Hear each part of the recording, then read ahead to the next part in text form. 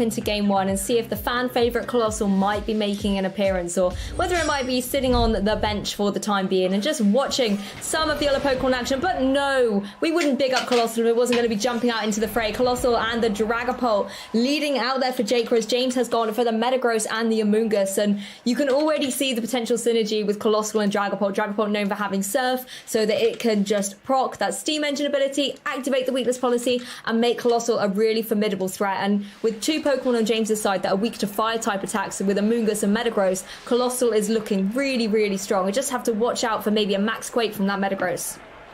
Yeah, there's not really too much that you can do if you're James to prevent the potential Surf from the Dragapult to set this Colossal up and then lose your Amoonguss. But James is a very experienced player in himself, as well as the rest of the players in this bracket. He will know what he needs to do in this situation. The Metagross doesn't appear to be in the greatest position right now, but he does have that redirection support from the Amoonguss, and he does, like you say, have that Max Quake that he can use to take advantage and go into that Colossal for some extremely big damage.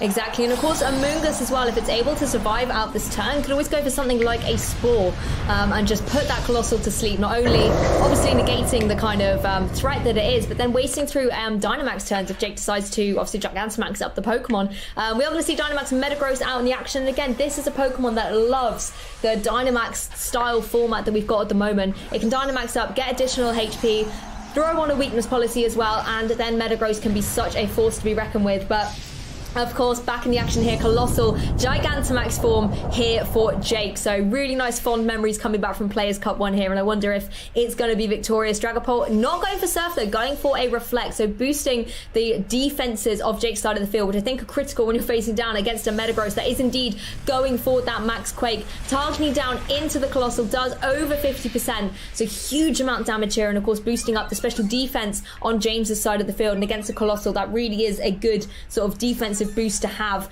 Activating the weakness policy, however, Steam Engine not going to be activating as it wasn't hit by a fire or water type move, but it does mean the Colossal can fire off the G-Max Volcalith in retaliation with the weakness policy activated, and that's going straight down into the Amoonguss. It's not enough to pick up a KO, however, but it will now cause the rocks to be thrown around, and that residual damage will happen each turn, and Amoonguss actually going to put the Dragapult to sleep and not the Colossal. I mean, if Metagross is going to outspeed the Colossal, then it kind of makes sense. Yeah, and we said prior to coming into this game, you need a way to deal with this potential lead, and I think James has done an extremely good job here with the Metagross here as the lead, going for the Dynamax, and like you've mentioned already, Luke, going for that Max Quake, which gives you the opportunity to get the special defense boost, which then allowed the Amoonguss to actually survive the turn and get the Spore into the Dragapult, which is then shut it down and stop that potential Surf that could come out and cause all sorts of problems, especially going into this next turn. The Metagross is now sitting in a position for James where he's able to go for another Max Quake into the Colossal to remove it from the field and maybe reposition with these Amoonguss, hence the Dragapult being asleep, and maybe get something to help deal with that. Now Jake, on the other hand, is in an awkward position as well. The Colossal threatened very heavily, so he's maybe going for Max Guard and then also reposition, take the Dragapult out to get something to help a little bit better against the Metagross at the moment.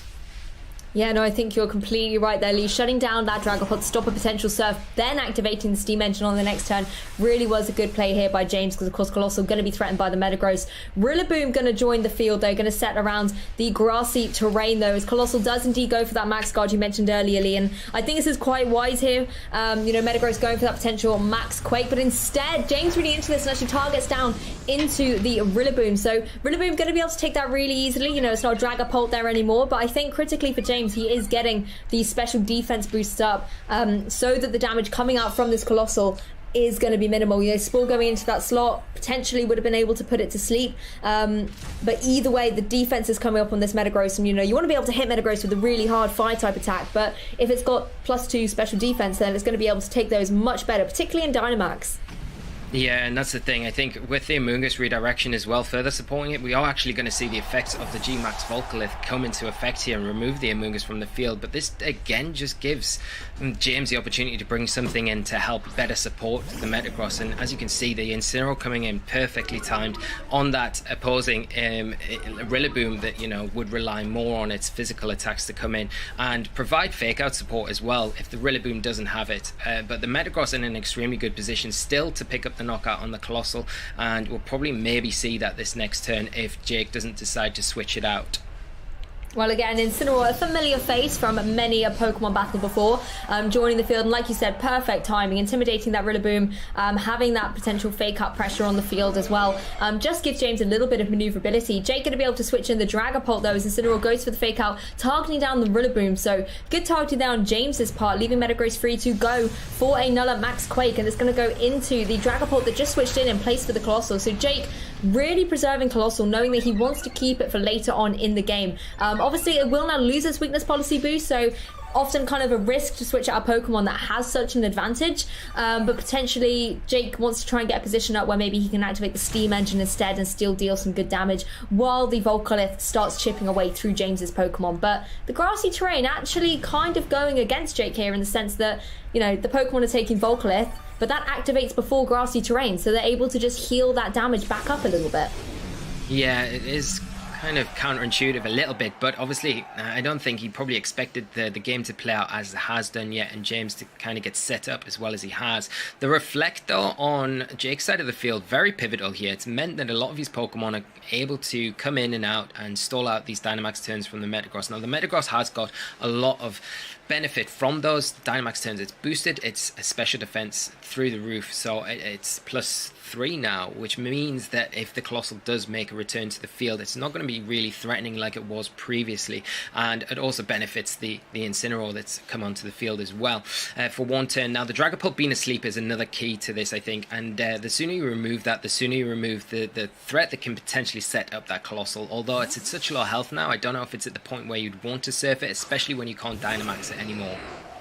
Yeah, that's very true. Surf could be the end potentially for that Colossal, but you'll be delightedly. James has brought the Moltres out onto the field. Rillaboom going to go for that U-turn, targeting down into the Metagross, and I do really like sort of the change that James has gone for here, removing that Incineroar so it's free to come back in later and intimidate, use Fake Out, and bringing the Moltres here on the field where it can go for some dark type moves, potentially trying to pick up a KO against that Dragapult. Metagross, however, going for the Ice Punch into what was the Rillaboom. Colossal, of course, easily going to be able to take that, but again, that's good information for us to know that, you know, Ice Punch is there on that Metagross. It has a way of really dealing some good damage to this Dragapult too, if it comes down to it. Yeah, and then you can see the residual damage from these G-Max Volcalith still chipping away at these Pokemon, helping out the Metagross a little bit here.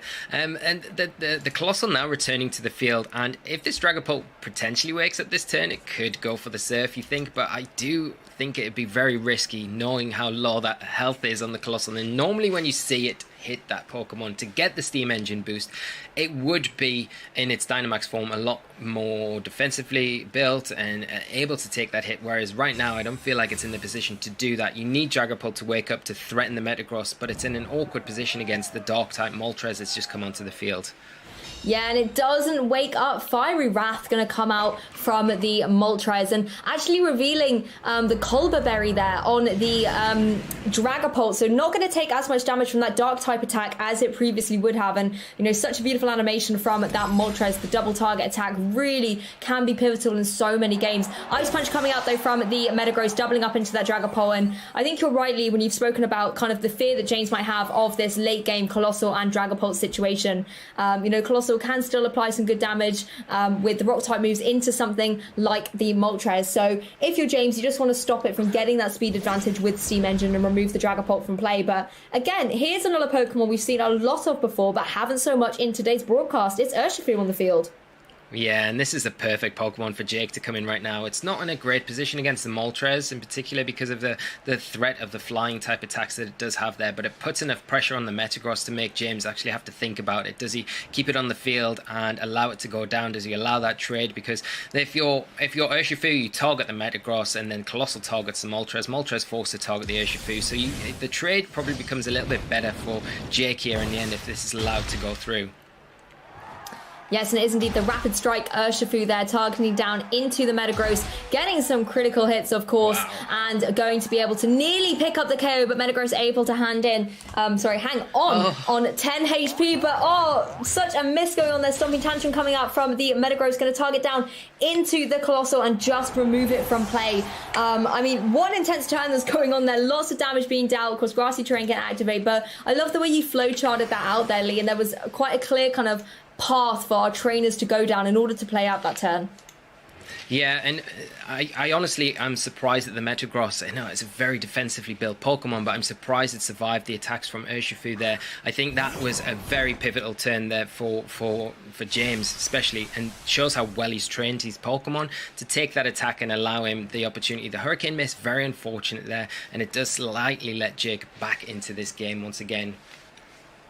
I mean, that's the thing with the Moltres. I think you mentioned it earlier. Quite often it likes to be the sort of Dynamax Pokemon because it can get the extra bulk, it can have the weakness policy. And of course, if you turn a flying type move into a max move, it has that 100% accuracy. And something like Hurricane, unless it's raining, can sometimes be a little bit of a roll of the dice to whether or not it's going to be able to hit. Whereas obviously when it's in its max form, you get that 100% accuracy. But I wonder if James is going to be a little bit luckier going into this next turn. Rillaboom, first of all, going for that Grassy Glide, getting the priority while Grassy Terrain is in effect, and actually activates Moltres' Berserk. So gonna have that special attack boost going into the rest of this turn. Urshifu gonna go for that Surging Strikes, and it has targeted down into the Moltres on this turn, which is the Pokemon target it needed.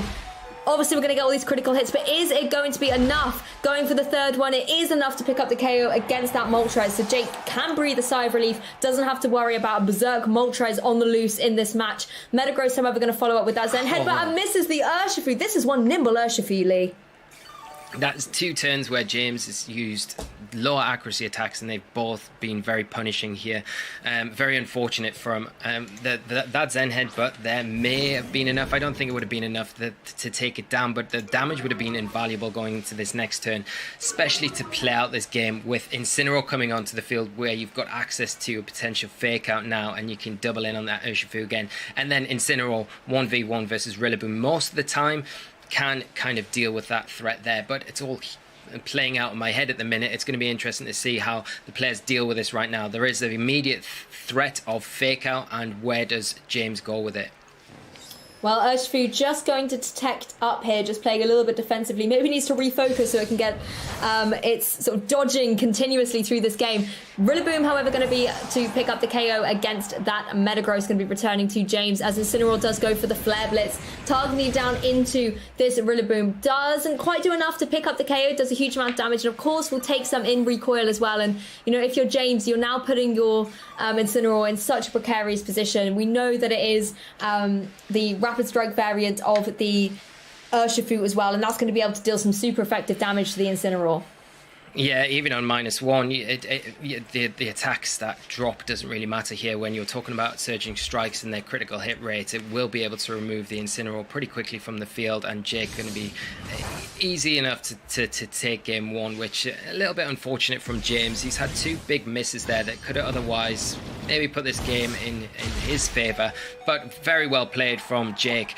It was very difficult for him to get the most out of the Colossal here. I think that was the biggest problem when we saw how James led in this match and shut down the Dragapult with the Spore from the Amoonguss, and then from there it was very difficult to really get any sort of advantage from that point. He did well to get it as close as he did, and yeah, just a very, very close game going into this first one here. Yeah, and I kind of loved the endgame strategy that was going on there. You kind of had that synergy of the fire, water, grass core out there on the field, and that was something we talked about a lot in Players Cup 1.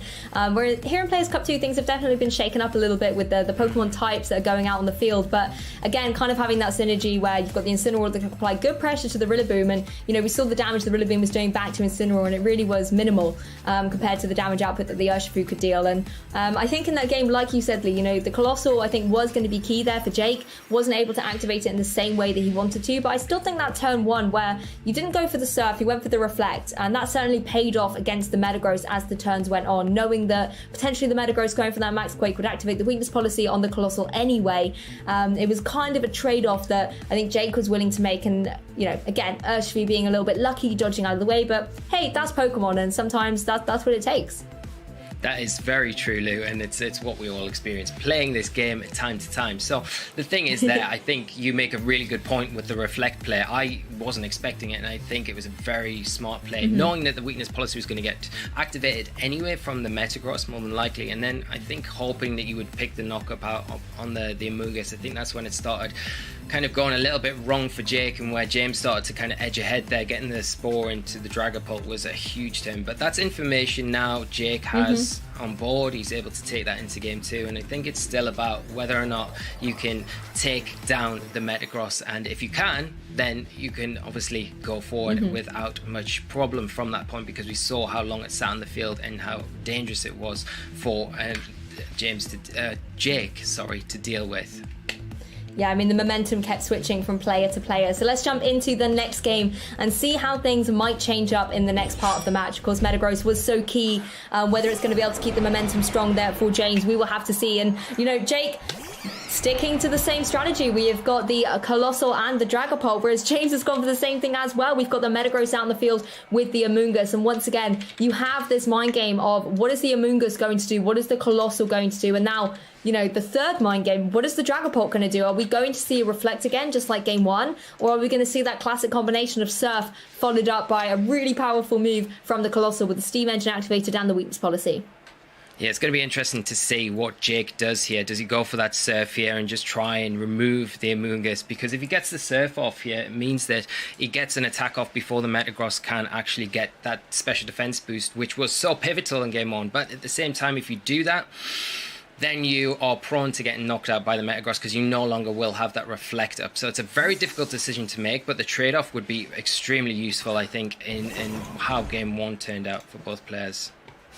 Well, Colossal going to jump off the field, replaced by the Rillaboom. Again, a Pokemon that isn't going to be affected by a potential Spore from that Amoonguss. Dragapult is going to be hanging around as James does go for the Dynamax. So once again, the Metagross is going to be taking to the stage and can be applying a lot of pressure with something like the Max Quake, starting to build up the special defense in the face of that Colossal. But as Colossal's no longer there and sort of facing down against this Rillaboom now as well, this is where things get a little bit interesting. Again, Rillaboom, not a Pokemon well known for being able to take down a Metagross. Amoonguss going to go for a Protect though, just going to save itself from taking any potential Volcalith or Max Flares from the Colossal. As Dragapult disappears, this Dragapult, honestly, we cannot call it at the moment what it's going to do. And going for that Phantom Force, just going to disappear as Metagross goes for the Max Quake, targeting down into the Rillaboom that's able to take that much better than the Colossal did in game 1. So really good switch there by Jake. He now also has the potential to go for a Fake Out into that Amoonguss in the next turn and stop it going for a potential Spore, for example. So good switch there, but I'm not too sure where he's going to go from here. Yeah, I mean, for one turn, it's great. You get the Dragapult off the field. You potentially avoid a Dynamax turn, so you can see the logic behind it here. But James not really falling for it just because of the threat of the Colossal there. It's a nice switch into Rillaboom, though, to take that Dynamax move, but with the same problem where the Metagross is getting these special defense boosts, which is making it a little bit more, increasingly stronger for when that Colossal does come back on the field. The difference here is that Jake hasn't Dynamaxed yet. He's kind of keeping that in the bag for later on, so it'll be interesting to see which Pokemon he does decide to go with here. Well, Dragapult rejoining the field and going for the Phantom Force into the Amoonguss. And Amoonguss actually taking a double hit from the Rillaboom as well, going for the U-turn. So as Dragapult appears, Rillaboom disappears back into its Pokeball, leaving Jake free to keep switching up his ball position. And Colossal is actually going to return to the fold here. Metagross going for that Max Steel Spike, so changing up the defenses, this time focusing on boosting the defense stat. Still does over 50% to that Colossal. Of course, it's not in its Gigantamax phase like it was in game 1.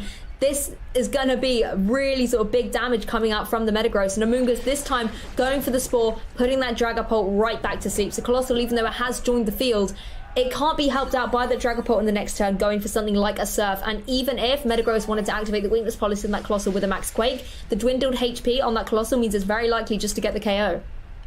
Yeah, James really doing all the correct things here to make it nearly impossible for Jake to take advantage of this Colossal. He's putting the pressure on at the right times with the Metagross. He's got the Amoonguss supporting and really being disruptive. That Dragapult now taking out the game again. We saw how pivotal that was in game 1. Just putting that to sleep means that you're not going to be able to support the Colossal as well as you need to. So yeah, it's a very difficult position again for Jake, but we saw him turn it around in game 1, so maybe he can still do the same in game 2, and he's doing well at stalling these Dynamax turns out. Well, Metagross going for the max Hailstorm, targeting down into this Dragapult, and I really like this play here by James because obviously it's going to deal super effective damage to the Dragapult. It's also going to deal phenomenal damage to the Rillaboom if it was potentially going to switch in, and I feel like Metagross is kind of proving a point to me where I said, you know, it's got this kind of awkwardness against a Rillaboom, but having something like max Hailstorm just is going to stop Rillaboom even being a threat in this situation. Hail's up as well, so residual damage is once again in play, chipping away at the Pokemon going to be affected by the Hail. Of course, grassy terrain also on the field, trying to negate that a little bit more. So it's kind of interesting that, particularly when you look at the whole mix of Pokemon here, we've got some that really like to inflict that residual damage with, you know, either setting Weather or setting something like Volcalith up. Yeah, and you know that the residual damage is very important. It's very key in a lot of these games. In the Volcalith, we saw how important it was in that first game here. So it's quite pivotal, I feel, with the importance that you're kind of putting onto it here, Lou. And I think you're completely correct. I think it's important that Jake tries everything in his power to get that off with the Colossal here. It's not in the greatest position, but he does have the Rillaboom in the back that he could bring in now and provide some sort of fake out support. And the Amoonguss is not in as healthy a position as it previously was in that game 1 where we saw it take that big weakness policy boosted attack. The weakness policy isn't boosted, but we do see the Rillaboom come out, and it does provide a nice role here to support the Colossal in a different way to what the Dragapult did. But I think you're completely right with the residual damage is so imperative to how some of these teams are running, especially Jake's. I think as well that Metagross is playing a slightly different game. You know, it doesn't have its Dynamax anymore. It can be hit by a fake out from the opposing Rillaboom, leaving Colossal free to go for some damage into it. And this time Metagross has only been able to set up one Max Quake special defense boost on its side of the field. So something coming out from that Colossal could still hit quite hard. And Jake, you know, does still have access to his Dynamax or Gigantamax if you want to go down the route of Colossal. So that is something that James still has to play around and contend with. And Jake's going for it here. You know, this kind of late game Dynamax situation. And he's got 2 Pokemon that he could quite wisely choose from here. And it's actually going to be that Colossal. So deciding to opt for either going for that Volcalith, trying to set up that residual damage and keep chipping away. Or maybe this is where, if you're Jake, you want to go for something like that Max Flare, set up the Sun and try and keep your moves even more powerful. You know, some boosted fire type moves are going to be so strong. High horsepower coming out though from that Rillaboom. No fake out, taking it down to below 50%. Metagross is going to go for the Ice Punch in retaliation into the Rillaboom. Again, not enough to pick up the KO, as Colossal does go for the G-Max Volcalith, targeting down into that Amoonguss. Not, however, going to be enough to pick up the KO in Amoonguss. We didn't see it go for any redirection. Very likely going to be going for a Spore here and targeting down into that Colossal. And you know, that's so unfortunate there for Jake. Colossal's just managed to get itself into its prime position. It's set up the rocks, but now it is taking a little bit of a nap. Yeah, and you can see without the weakness policy boost and the defense, the special defensive boosts that Amoonguss has gained through the Metagross's Dynamax turns, it's so pivotal in allowing it to get that Spore off, and that really shuts down the Colossal for the rest of maybe its Dynamax turns, which is so big for James here. And James still using his first 2 Pokemon, and it's sitting in a very good position. Now the Amoonguss will go down here, unfortunately, but it has done everything it needed to do in this match. It's supported so well, and it's doing it in style, really. Yeah, Amoonguss has put in such an effort in that game, and you know, putting the Colossal to sleep. Like we said, Colossal isn't as big of a threat, you know, without the weakness policy boost, but the critical thing here as well is you're wasting Jake's Dynamax turns. That Colossal is guaranteed to now take 1 turn of sleep, so you can very safely either target it down or you can leave it alone depending on your strategy. And James actually bringing out the Comfey here. Really interesting choice. Yeah, very interesting choice, and gives him a lot of options here. Potentially setting up Trick Room could be an option here for him to do, and it's got a lot of support options like Floral Healing that could be very problematic, you know, for Jake to deal with. The Floral Healing especially very beneficial for the Metagross right now, that's taking a little bit of damage, but with all those defense boosts, you want to try and keep it on the field for as long as possible, and the Comfey, I feel, allows you to do that. Yeah, Jake switching things around, going to reveal his 4th and final Pokemon, going to be that Urshifu once again. As Comfey does indeed go for that Floral Healing, going to be able to boost up the HP again of that Metagross, really going to help it out and give its longevity here on the field. Take it up to basically full HP there, but heartbreak again for this Metagross. You know, it got its HP back, but it hasn't quite checked its accuracy, avoids the Urshifu on the switch in. And again, I really like that play from James. You know, we know that the Ice Punch would have done really great damage to the Rillaboom, but so would the Zen Headbutt there. That would have also done huge damage to the Rillaboom, and if you caught the Urshifu on the switch in, as what could have happened, that could again have picked up so much damage. But, this poor Metagross, it needs to check its accuracy a little bit. Definitely needs to. It hasn't hit one of these Zen headbutts yet, and they're very pivotal because obviously a nice play there from James. Like you say, could have went for the ice punch there quite easily, but predicting maybe the Urshifu to come in, wanted to just get good damage onto the Rillaboom if it stayed out on the field, but really punish an Urshifu switch, which would make sense at this point, and that's what he did. And unfortunately, again, another miss, really unfortunate. And the Colossal staying asleep again, whether it wakes up this next turn is going to be another question. The Metagross in a decent position though to potentially go for a Stomp and Tantrum into it and try and remove it, but you've got to be cautious, because if you do and don't pick up the knockout, you will potentially proc that activate the weakness policy, which then could be very detrimental for you in the rest of this game. Yeah, so Urshifu going to leave the field, just doesn't want to fall victim to one of the Zen Headbutts, maybe doesn't trust that, third time wouldn't be the charm for that Metagross going for the Zen Headbutts. And it also allows Rillaboom to come back in and set the Grassy Surge up on the field, allowing it its priority for Grassy Glide if it so wants to go for that. The Comfey, however, is going to go for the Helping Hand, and I really like this play because it touches on the excellent point that you made, Lee. If Stomping Tantrum is not enough, then you activate the weakness policy on that Colossal. So going for the Helping Hand guarantees the knockout there, and you can see Colossal bursting up into flame. It has been removed. That really big threat to James's team has now just been completely alleviated. And James as well, again, looking in such a strong position. Comfey still relatively healthy. It could go for another Floral Hearing on Metagross if it so needs it. And we know that Metagross has the utility to pick up KOs against both the Rillaboom and the Urshifu. Yeah, and that's the big thing here. And also with the Comfey, an interesting point to make is that it sometimes carries, and normally does carry, Trick Room, which could be a form of speed control that James could use to his advantage depending on what comes in next. You've got to imagine it will be the probably the Urshifu. I think it's in the healthiest kind of position at the moment and can maybe get some big damage onto the Metagross, which is really what you want to try and do if you are Jake. Now the Metagross is so set up well with these defense boosters it's already got, and it's got a great coverage where it's hitting most things for super effective damage. Yeah, exactly. But of course, that Comfey, it's going to be problematic. Being able to hit the Urshifu with some fairy type moves as well, they're going to be dealing super effective damage. And Urshifu definitely is a Pokemon that doesn't like to take those kind of moves at all. And being the Rapid Strike variant or the Single Strike variant means it won't have access to those really powerful Dark type moves that Metagross would normally try and shy away from. Metagross, however, going to get a little bit more love from the Comfey there, going to go for the Floral Hearing and take it right back up to full HP, as Rillaboom does indeed go for that Grassy Glide, going straight into the Metagross, does a little bit of damage, as Urshifu follows up with the Surging Strikes once again. So 3 of these Water type moves going to connect into that Metagross, obviously a critical hit on each of them. But as you can see by the damage coming out, Metagross is easily going to be able to survive this, and you can see how this turn's going to keep playing out. Metagross is able to now go for a move, and in the next turn, Comfey can just go for Floral Healing again because it has that priority, allowing Metagross to stay out on the field and kind of close out this game for James. Yeah, it's a very, very well played and methodical way to do this. He's taking his time at every kind of step, and like you mentioned there, the Comfey in a great position as well, something I didn't mention before, but you have, thankfully, Lou, that it is there to help deal with the Urshifu in maybe a spot where it could be a little bit problematic. The Floral Healing though from it providing support to the Metagross is incredibly strong, and now down to just the Urshifu to deal with. I don't think James is going to have too much trouble in dealing and kind of closing this match out.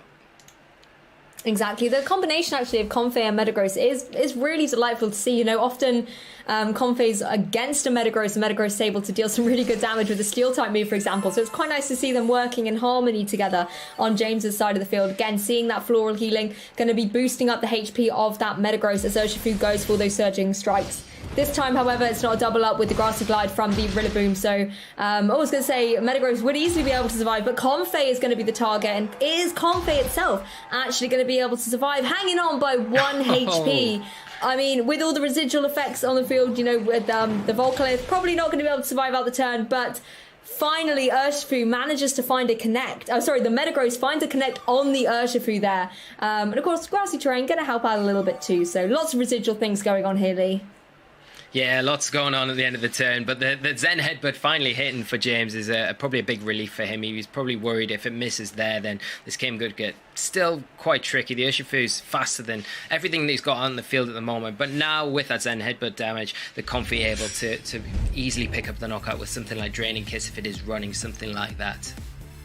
Yeah, and actually when you saw the end of that turn, all the residual effects that I was talking about had actually pretty much left the field. There's no more Hail, no more Volcalith, and Comfey was just able to kind of hang around, and I think quite rightly so. You know, it put in a lot of help there for James, and I think one of the sort of big critical things again in that match was the Colossal and whether Jake was able to pilot it the desired way, and unfortunately it just wasn't to be.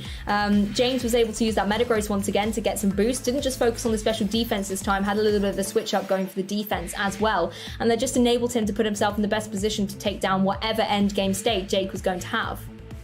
Yeah, I think the thing that you can take from even game 1, even though it didn't turn out the best for James, is if you're Jake going into game 3, I think maybe looking at how you're approaching this match, it's almost impossible to get the Colossal setup in game 2, because James is just so well prepared for it. He knows exactly where the threats to set it up are coming from. He knows what he needs to do to stop those threats, and you know, it paid off in the end. It was a very well thought out game and extremely well played. Jake had a very tough time and wasn't able to kind of get the momentum that he got in game 1 to kind of pull him through there. So I think if you are Jake, maybe you look at changing up your game plan a little bit. If Colossal's your centerpiece though, then you've got to look at how you can maybe get that in a position to get the steam engine boost, because you need that speed advantage against the Metagross, like we mentioned in that first turn, game 2 there. If you get the steam engine... Oh, sorry, Lee, I think I lost you a little bit there. But I was just about to say, how about we jump into game 3 and find out exactly what they're going to be getting up to? Whether, as you said, Colossal was going to be the centerpiece of the match, or whether potentially Jake is going to shake things up. But no, Dragapult and Colossal going to be sticking in it for Jake here as his strong leads. And do you know what? James going for what's been very effective for him as well, that Amoonguss and that Metagross. And once again, you know, Lee, you spoke about this a lot before game 2 with these kind of mind games and what exactly this Dragapult is going to do. And we've got this game 3 situation where Dragapult can go for anything again. It could go for that Surf, it could go for that Phantom Force, it could go for that Reflect. There's so many options here.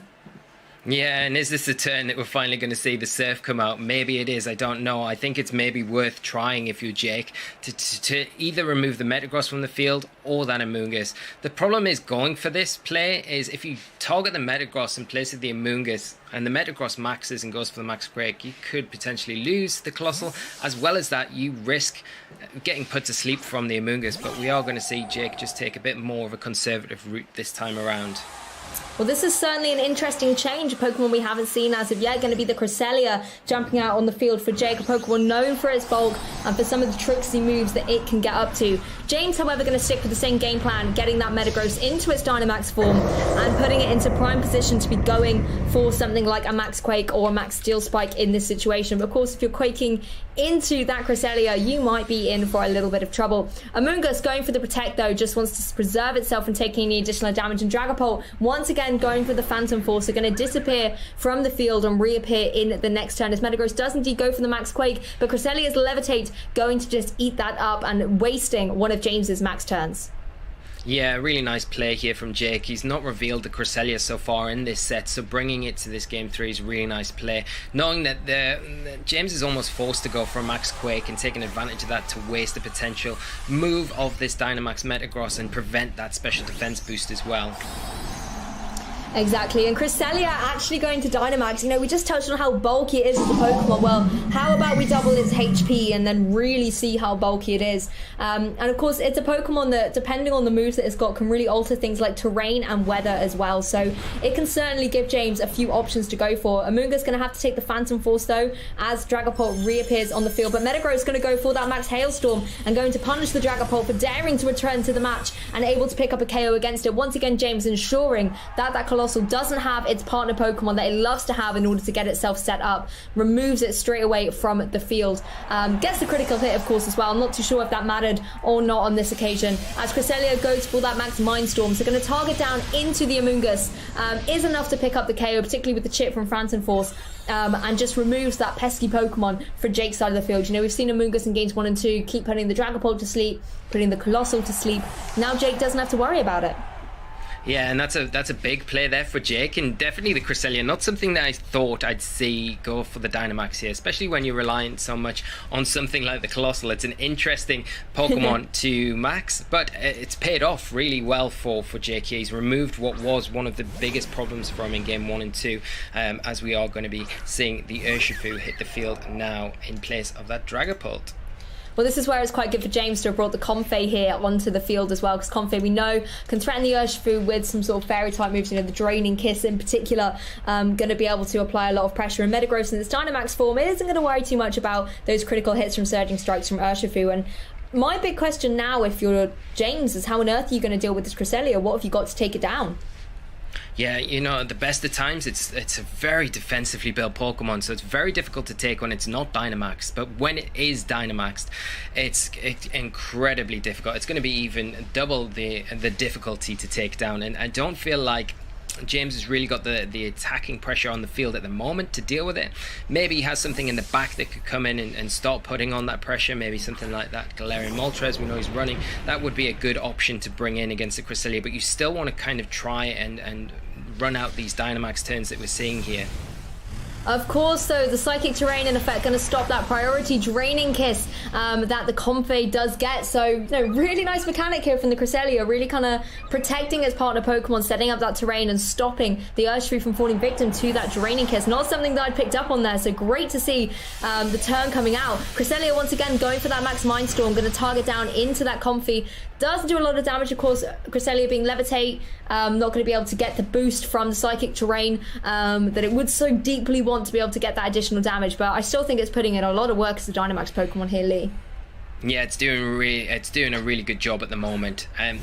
Like you say, with the Psychic Terrain, really useful against the Comfey to kind of just protect your Urshifu. That's going to be one of the most important things for you to try and help close this game out against James. Jack needs to be very careful at this point. He's not really got the damage output, like you say. He misses that boost from the Psychic Terrain with the Cresselia because it has got that levitating ability, but maybe a double up from the Urshifu right now, and also then the Max Mind Storm from the Cresselia would help deal with that. You've got to still be wary about the Zen Headbutts now from the Metagross and James's side of the field, because they'll be getting boosted now with this Psychic Terrain. That is very true. As long as, of course, as Metagross is able to connect them. I think it's 1 for 3 for the Zen Headbutts. Urshifu going for those Surging Strikes, though, however, going to be targeting down into the opposing Metagross. We know from the HP, having seen this a couple of times before in Game 2, Metagross is going to be able to survive this, and it's also, I believe that was helping hand boosted from the Comfey. Metagross going for the Zen Head, but it is able to connect this time, so James, I'm sure, is very delighted to be able to see that happen. But Urshifu revealing itself to have that focus sash, so James needs to be able to find a way to target down into it again. Max Mind Storm going to come out into the Comfey again, not going to be able to pick up a KO, and this is the kind of situation I think where James would have liked to have that Draining Kiss, but having previously set up the Hail with the Metagross earlier on, doesn't have to worry about that Urshifu, and I think that's a really good sort of calculation that James had there, knowing that, you know, going to be hitting the Focus Sash, but the Hail's going to be able to pick up the KO, and now I have limited Jake to just his Cresselia, and Dynamax is over. Yeah, and Cresselia, one of those Pokemon more known for its supporting roles rather than its offensive roles, and it did a really good job in this match, but not quite enough. Now, Jake, we did mention, probably had to look for a different route with how he was going to approach this game. Unfortunately, I think James has just got the Pokemon to help deal with most situations here and make it very difficult for Jake to shut things down, as we see the Moltres now make its way onto the field finally to sup up the Psychic that's just come out from the Cresselia. Yeah, of course, Dark-type Pokemon not going to worry about any Psychic-type moves coming their way, and being able to go for Dark-type moves into Psychic-type Pokemon is exactly what Moltres loves to do now that it's got its brand new typing. And actually just going to hold back a little bit, going to go for that Taunt, going to stop the Cresselia for going for any potential sort of status moves that we know it likes to have. Iron Head going to be getting a critical hit as well. James really coming out so dominant and strong here towards the end of this Game 3. Cresselia just going to eat its berry as well, going to regain a little bit of HP. But Cresselia can't use the Calm Mind, so a really good taunt there coming out from the Moltres. Of course, Calm Mind could potentially have put Cresselia in a position boosting up its special defense and its special attack, particularly the defense, I suppose, to try and deal with that Moltres a little bit more. But in all honesty, the moment Moltres comes out, I think Cresselia might be quaking a little bit, and looks like Jake has locked in the forfeit. Yeah.